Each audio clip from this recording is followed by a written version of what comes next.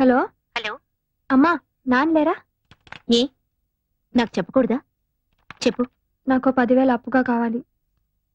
మీ ఆయన 2 చేతులా సంపాదిస్తున్నాడు. After all 10,000 కూడా నీకంటూ లేవనమాట. ఆహా, ఎంత వైభవంగా ఉందే నీ కాపురం. మేడం, రంగా గారు ఉన్నారా? అన్నయ్య, ఇది శివరంజన్ రాగంలో వద్దురా, అమృతవర్షి అయితేనే బాగుంటుంది.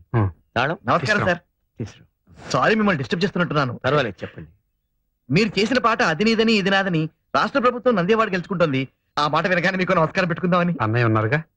నమస్కారం సార్. పెద్ద ఫంక్షన్ చేసుకోబోయే ముందు మా ఆనందాన్ని మీతో పంచుకుందామని చిన్న సత్కారం.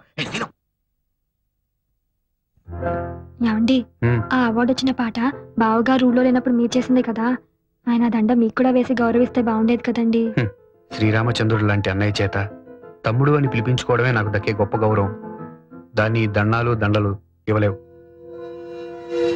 టాప్ 10 లో కూడా మన పాటే నంబర్ 1 గా వచ్చింది సార్. ఏదో ఇదంతా మీ కృషి.